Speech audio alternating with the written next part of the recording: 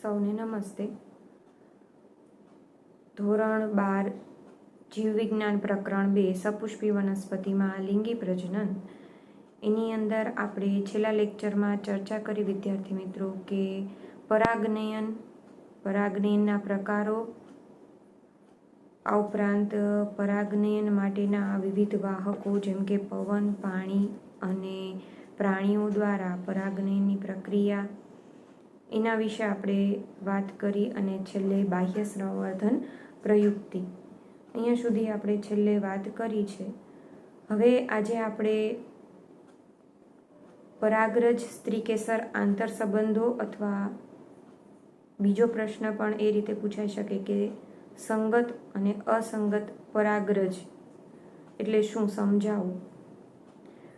તો એની અંદર આપણે વાત કરીએ કે કુદરતની અંદર જે પરાગનયનની પ્રક્રિયા થાય છે, આ પરાગનયનની પ્રક્રિયામાં તો કે એ જ વનસ્પતિની પરાગરજ તેના જ પુષ્પના સ્ત્રીકેસરના પરાગશન ઉપર સ્થળાંતરિત થાય તે જરૂરી હોતું નથી. ઘણી વખત અન્ય વનસ્પતિની પરાગરજ અથવા તો એ જ વનસ્પતિની પરાગરજ એનું પરાગશન ઉપર સ્થાપન થઈ શકતું નથી. તો આ પ્રકારની પરાગરજ છે એને સ્વ અસંગત પરાગરજ કહેવામાં આવે છે. હવે વનસ્પતિનું જે સ્ત્રીકેસર છે એ પરાગરજને સ્વીકારવી કે ન સ્વીકારવી, એટલે કે સંગત અથવા અસંગત પરાગરજને ઓળખવાની ક્ષમતા ધરાવે છે. જો પરાગરજ સંગત હશે એટલે કે સાચી પરાગરજ હશે તો પરાગાશન છે એનો સ્વીકાર કરે છે અને આગળ પશ્ચફલનની ઘટના થઈ અને ફલનની પ્રક્રિયા થતી જોઈ શકાય છે. અને જો પરાગરજ છે એ અસંગત હશે એટલે ખોટી હશે તો પરાગાશન દ્વારા એને સ્વીકારવામાં આવતી નથી, તો આગળ પરાગરજનું અંકુરણ થઈ અને પરાગનલિકાનો વિકાસ થઈ શકતો નથી. એટલે પરાગાશન જે છે એટલે કે પુષ્પના સ્ત્રીકેસર પાસે પરાગરજને સ્વીકાર કરવી કે સ્વીકાર ન કરવી એની ક્ષમતા આવેલી હોય છે. આમ સ્ત્રીકેસર પાસે પરાગરજને સ્વીકૃત કરવી કે અસ્વીકૃત કરવી એની ક્ષમતા જે છે એનો આધાર પરાગરજની દિવાલ, આ ઉપરાંત પરાગરજ પાસે રહેલા વિશિષ્ટ પ્રોટીન અને વિશિષ્ટ ઉત્સેચકો જે છે એ આધાર રાખતા હોય છે. ઘણા બધા વનસ્પતિ શાસ્ત્રી અથવા કહી શકાય કે વનસ્પતિ સંવર્ધકો એ પરાગરજ અને સ્ત્રીકેસર જે છે એમની સ્વીકૃતિ અને અસ્વીકૃતિને અનુસરીને એ બંને વચ્ચેના એટલે કે પરાગરજ અને સ્ત્રીકેસર વચ્ચેના જે આંતર સંબંધો છે અથવા આંતરક્રિયાઓ છે એને ઓળખી શક્યા છે. જો સંગત પરાગનયનની પ્રક્રિયા થતી હશે તો પરાગરજ જે છે એ પરાગાશન ઉપર સ્થાપિત થશે અને પરાગાશન દ્વારા એની સ્વીકૃતિ થશે અને પરાગરજ જે છે એમાંથી પરાગનલિકા એનો વિકાસ થઈ શકે છે. એટલે સંગત પરાગનયનની પ્રક્રિયાની અંદર પરાગનલિકાનો જે વિકાસ થાય છે એ પરાગાશન અને પરાગવાહિનીમાંથી થાય છે, એટલે કે એમાંથી આગળ વધે છે અને પરાગનલિકા આગળ તો કે સ્ત્રીકેસરનું જે બીજાશય છે ત્યાં સુધી પહોંચે છે. આમ વિદ્યાર્થી મિત્રો, વનસ્પતિ એની અંદર તો કે પરાગરજ જે છે ઘણી વખત દ્વિકોષીય અવસ્થામાં મુક્ત થતી હોય છે, જ્યારે ઘણી વનસ્પતિની અંદર પરાગરજ છે ત્રિકોષીય અવસ્થામાં મુક્ત થતી જોવા મળે છે, જેની ચર્ચા આપણે આગળ કરી છે. દ્વિકોષીય અવસ્થાની અંદર જ્યારે પરાગરજ મુક્ત થાય છે ત્યારે એની અંદર તો કે વાનસ્પતિક કોષ અને જનન કોષ એમ બે કોષ જે છે એનો સમાવેશ થતો હોય છે. જ્યારે ત્રિકોષીય અવસ્થાની અંદર પરાગરજ મુક્ત થાય છે ત્યારે એની અંદર તો કે વાનસ્પતિક કોષ અને જનન કોષ જે છે ફરીથી વિભાજન પામી અને બે નરજન્યુઓ બનાવે. આમ ત્રિકીય અવસ્થા જે છે એ જોઈ શકાય. હવે જ્યારે જનન કોષ છે એ ફરીથી વિભાજન પામે છે અને બે નરજન્યુઓનું નિર્માણ કરે છે, સર્જે છે. આનું નિર્માણ જે છે એ જ્યારે પરાગનલિકા જે છે એનો વિકાસ થાય છે, એટલે કે જ્યારે પરાગવાહિનીમાંથી પસાર થતી હોય છે ત્યારે પરાગનલિકાની અંદર આ બે નરજન્યુઓ જે છે એ સર્જાતા હોય છે. આ બે નરજન્યુઓ છે એ આગળ તરફ પરાગનલિકાનો જ્યારે વિકાસ થતો હશે તો એની સાથે જ, એટલે કે પરાગનલિકાની અંદર જ બે નરજન્યુઓ જે છે એ આગળ તરફ અંડકના અંડછિદ્રીય છેડા તરફથી બીજાશયના અંડકની અંદર પ્રવેશ પામે છે. અને આની અંદર પ્રવેશ જે છે એટલે કે અંડછિદ્રીય છેડા તરફ પરાગનલિકાનો પ્રવેશ એ કરાવવા માટે જવાબદાર તો કે તંતુ પ્રસાધન આવેલા હોય છે.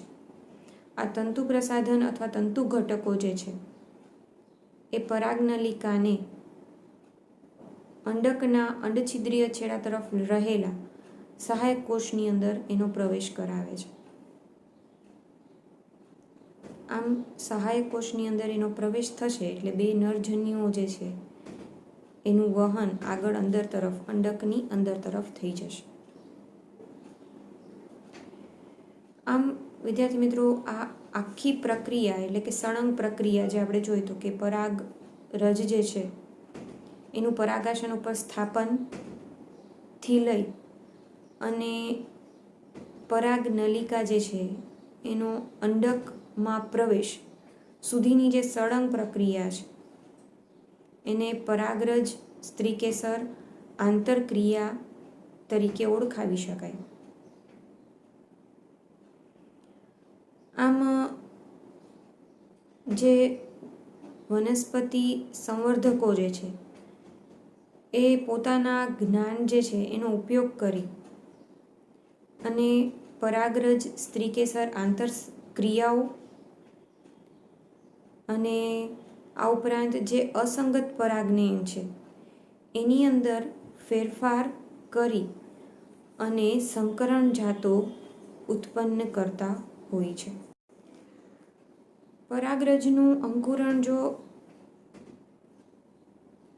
પ્રયોગશાળાની અંદર જોવું હોય આપણે સારી રીતે તો કઈ રીતે જોઈ શકાય છે? તો ઘણી બધી પુષ્પ જે છે એની પરાગરજ છે, જેમ કે બારમાસી છે, પછી વટાણાના પુષ્પ છે, ચણા જે છે એમના પુષ્પ, આ બધાના જે પુષ્પ આવેલા હશે એની પરાગરજ છે એ પરાગરજને 10% સુક્રોઝના માધ્યમની અંદર મૂકી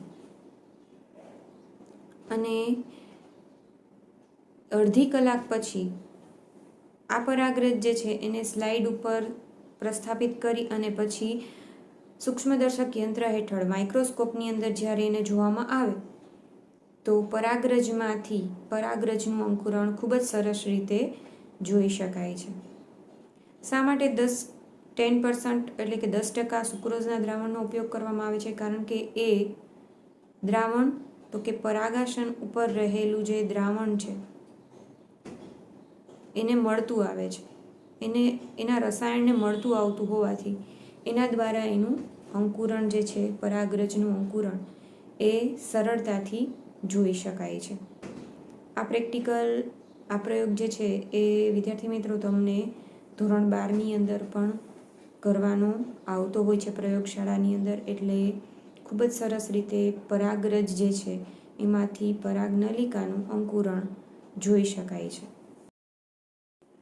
હવે આગળ વિદ્યાર્થી મિત્રો આપણે કૃત્રિમ સંવર્ધન પદ્ધતિ વિશે માહિતી મેળવીએ. કૃત્રિમ સંકરણ અથવા તો સંવર્ધન પદ્ધતિની અંદર ઈચ્છિત પરાગરજ એનો છંટકાવ કરવા માટે, એટલે કે ઈચ્છિત પરાગરજ જે છે વનસ્પતિની એને લઈ અને બીજી વનસ્પતિ ઉપર એનો છંટકાવ કરવા માટે બે પ્રક્રિયા કરવામાં આવતી હોય છે. એક તો છે ઇમેસ્ક્યુલેશન એટલે કે વંધીકરણ, અને બીજી પ્રક્રિયા છે તો કે બેગિંગ એટલે કોથળી ચડાવવી. આ બે પ્રક્રિયા જે છે એની અંદર સૌપ્રથમ શું કરવામાં આવે છે તો કે જે દ્વિલિંગી પુષ્પ છે, એટલે કે જેની અંદર જે પુષ્પમાં પુંકેસર અને સ્ત્રીકેસર બંને હાજર છે, એવા દ્વિલિંગી પુષ્પ જે છે એની અંદરથી તો કે સૌપ્રથમ પુષ્પ ખીલે એ પહેલાં જ એના પુંકેસરને દૂર કરી દેવામાં આવે છે. શા માટે? તો કે પુંકેસર દૂર થઈ જશે એટલે કે પરાગાશયનું સ્ફોટન જે છે એ થઈ શકશે નહીં, એટલે પરાગરજ એમાંથી મુક્ત ન થઈ શકે, એટલે સ્વફલન જે છે અહીંયા અટકી જશે. એટલે પુંકેસરને દૂર કરી દેવામાં આવે. આ પદ્ધતિને તો કે ઇમેસ્ક્યુલેશન અથવા તો વંધીકરણ કહેવામાં આવે છે. ત્યારબાદ આ જે પુષ્પ જે છે જેમાંથી પુંકેસર દૂર કરેલા છે એના ઉપર તો કે કોથળી ચડાવી દેવામાં આવતી હોય છે, જે મોટા ભાગે બટર પેપરની બનેલી હોય છે. શા માટે એનું બેગિંગ છે, કોથળી છે, શું કામ ચડાવવામાં આવે છે? કારણ કે એનું પરાગાશન જે છે એ અન્ય પરાગરજ દ્વારા તો કે અન્ય પરાગરજનો સ્વીકાર ન કરે અને પરાગાશન જે છે એ અશુદ્ધ ન બને, એટલા માટે આ બેગિંગની પ્રક્રિયા જે છે કરવામાં આવતી હોય છે. એટલે કોથળી ચડાવી દેવામાં આવે છે.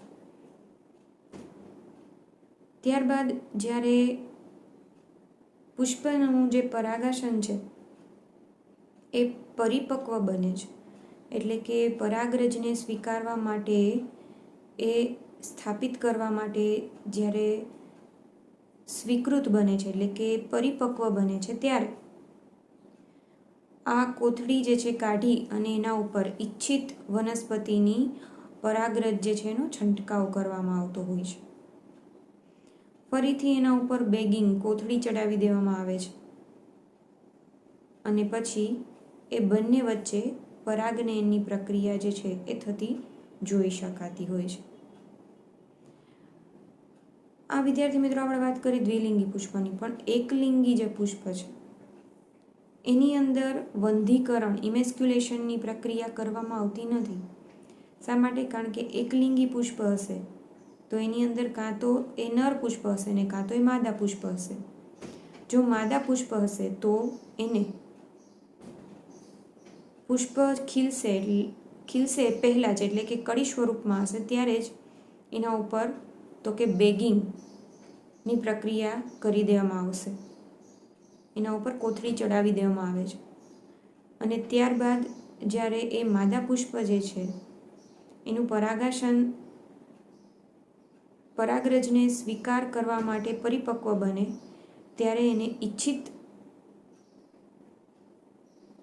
વનસ્પતિની પરાગરજને એના ઉપર છંટકાવ કરવામાં આવે છે અને ફરીથી એનું બેગિંગ કરવામાં આવતું હોય છે, એટલે કે કોથળી ચડાવી દેવામાં આવતી હોય છે. તો આ પ્રકારે વિદ્યાર્થી મિત્રો તો કે જે કૃત્રિમ સંવર્ધન પદ્ધતિ છે એના દ્વારા તો કે ઘણી બધી સંવર્ધન જાતો જે છે એ મેળવી શકાતી હોય છે. એટલે વનસ્પતિ સંવર્ધકો જે છે એ આનો ઉપયોગ શેના માટે કરે છે? તો કે ઘણી બધી સંકરણ જાતો મેળવવા માટે, અથવા તો ઘણી બધી સંવર્ધિત જાતો જે છે, હાઇબ્રિડ જાતો જે છે વનસ્પતિની મેળવવા માટે આ પ્રકારની કૃત્રિમ સંવર્ધન પદ્ધતિ જે છે એનો ઉપયોગ કરતા હોય. હવે આગળ વિદ્યાર્થી મિત્રો આપણે વાત કરીએ બેવડા ફલનની ઘટના. આ બેવડા ફલનની ઘટના તમે ધોરણ 11ની અંદર અભ્યાસ કરી ચૂક્યા છો, છતાં ફરીથી આપણે અહીંયા એને એક વખત રિવાઇઝ કરી લઈએ. બેવડા ફલનની ઘટનામાં સૌપ્રથમ આપણે જોઈએ તો કે જ્યારે પરાગરજ જે છે પરાગાસન ઉપર સ્થાપિત થાય છે ત્યારે પરાગરજમાંથી પરાગનલિકાનું નિર્માણ થતું હોય છે. આ પરાગનલિકા જે છે એ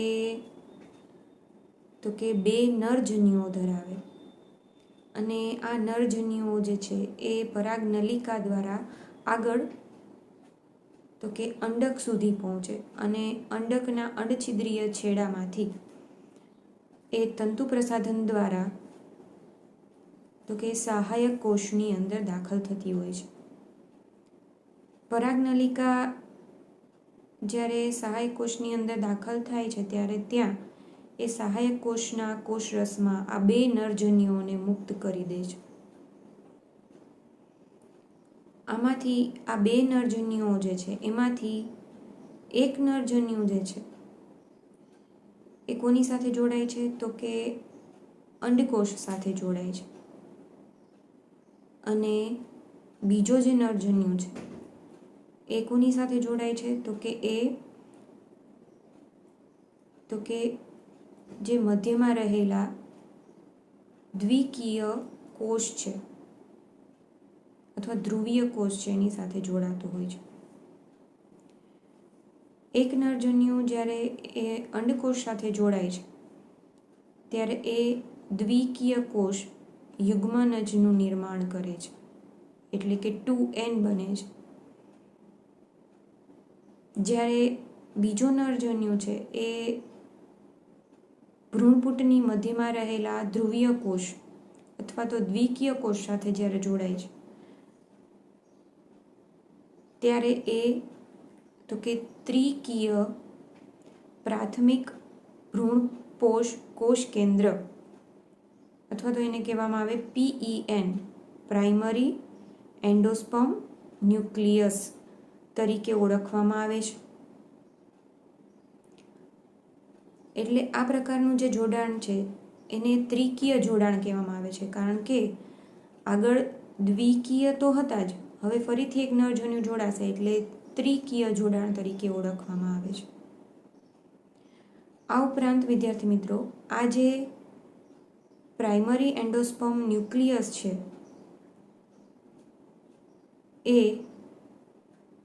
પ્રાઇમરી એન્ડોસ્પર્મ સેલની અંદર પરિણમતો હોય છે, એટલે કે પ્રાથમિક ભ્રૂણપોષ કોષની અંદર એ ફેરવાઈ જતો હોય છે અને આગળ એ ભ્રૂણપોષ જે છે એનું નિર્માણ કરે છે.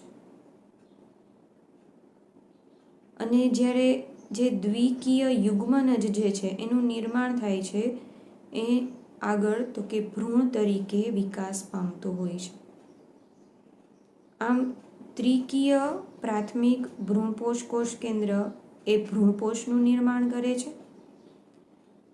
અને દ્વિકીય યુગ્મનજ જે છે એ ભ્રૂણનું નિર્માણ એટલે કે ભ્રૂણનો વિકાસ કરે છે.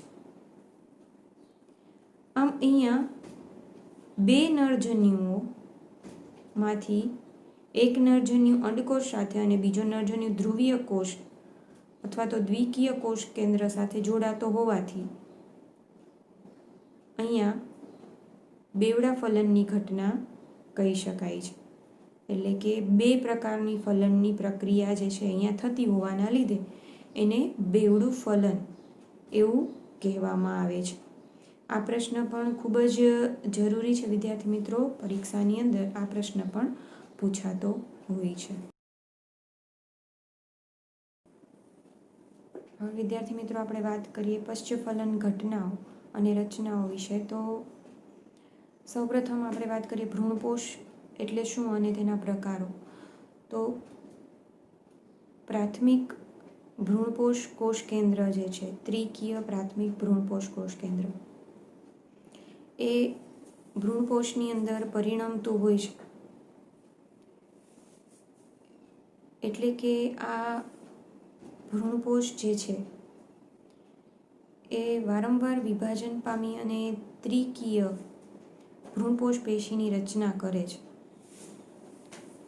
તેનો વિકાસ ભ્રૂણનો વિકાસ થાય છે, એટલે કે ભ્રૂણપોષનો ભ્રૂણનો વિકાસ થાય એ પહેલાં જ થઈ જતો હોય છે.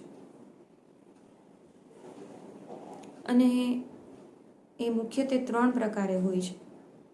પહેલું મુક્ત કોષ કેન્દ્રસ્થ, બીજું કોષીય અને ત્રીજું હેલોબિયલ. ભ્રૂણપોષ જે છે એ સંચિત ખોરાક ધરાવતો હોય છે અને જ્યારે ભ્રૂણનો વિકાસ થાય છે ત્યારે એમને પોષણ પાડવાનું કામ જે છે એ ભ્રૂણપોષ દ્વારા થતું જોવા મળતું હોય છે.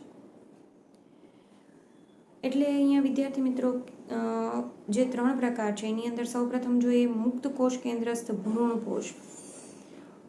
તો એની અંદર તો કે ભ્રૂણપોષ છે એનું વારંવાર એના કોષ કેન્દ્રનું વિભાજન થાય અને ઘણી બધી સંખ્યામાં કોષ કેન્દ્ર જે છે એ રચાય છે. તો આ પ્રકારનું જે ભ્રૂણપોષ છે એને મુક્ત કોષ કેન્દ્રસ્થ ભ્રૂણપોષ તરીકે ઓળખવામાં આવતું હોય છે.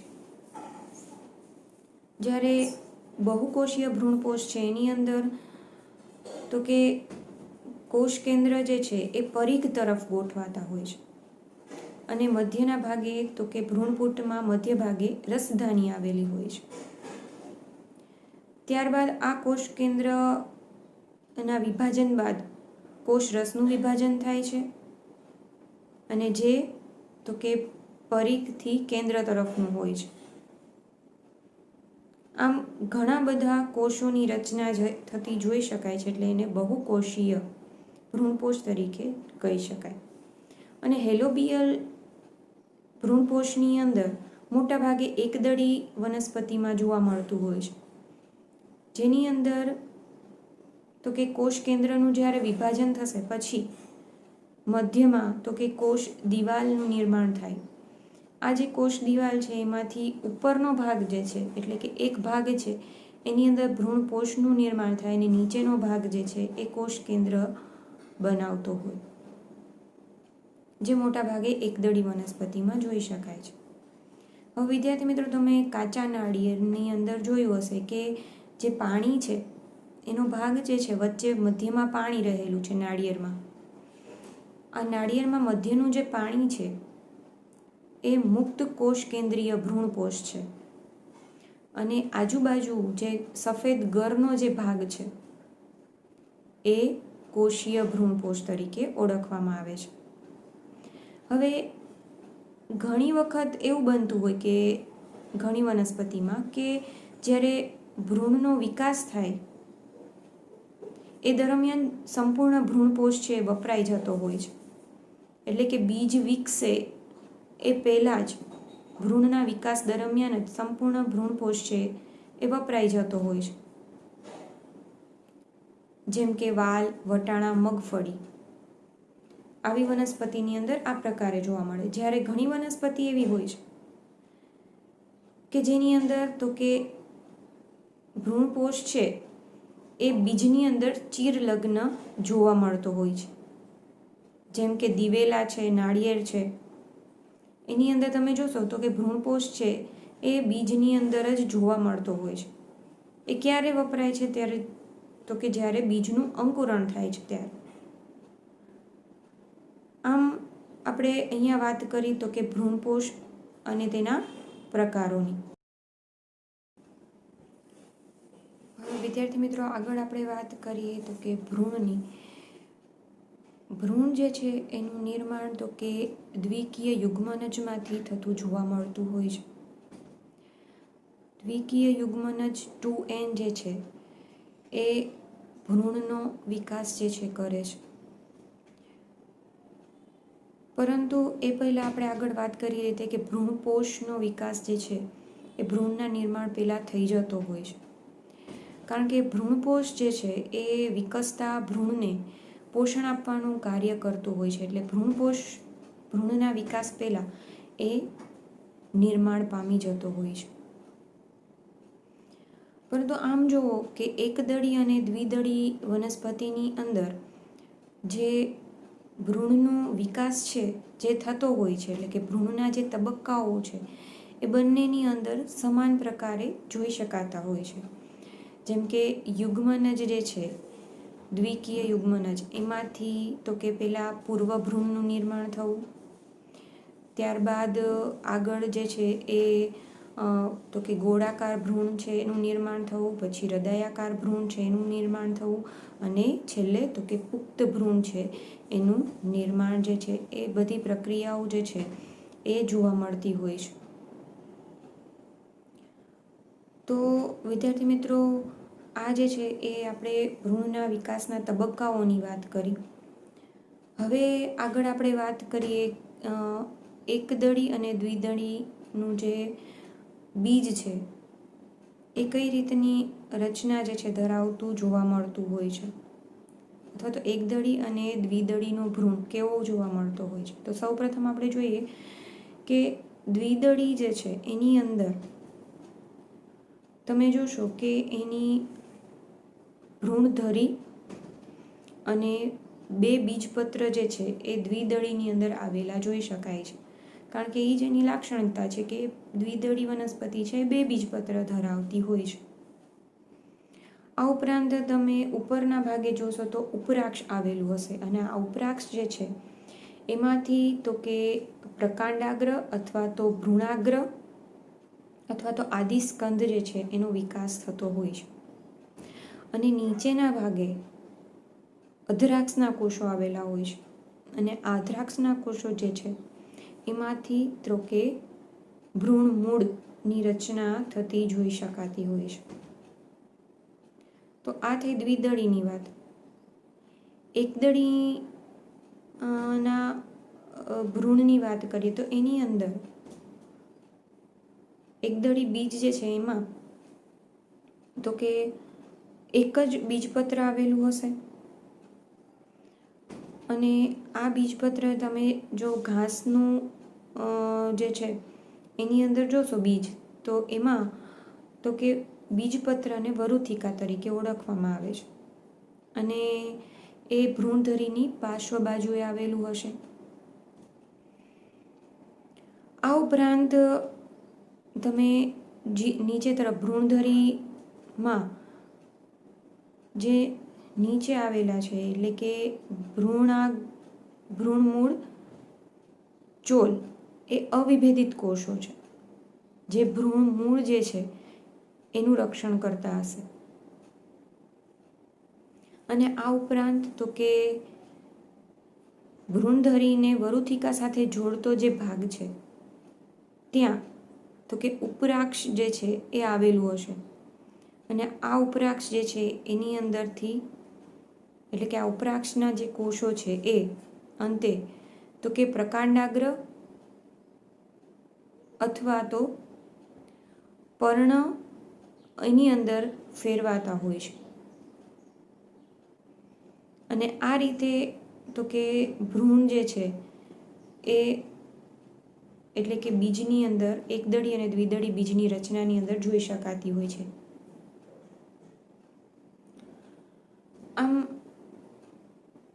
તો કે જ્યારે આપણે મગફળી છે, મકાઈ છે, આ બધા જે છે એના બીજને પલાળી આખી રાત પલાળી અને એમના બીજને અલગ કરવામાં આવે તો એની અંદરની જે રચનાઓ છે એ આપણે વ્યવસ્થિત રીતે જોઈ શકીએ છીએ.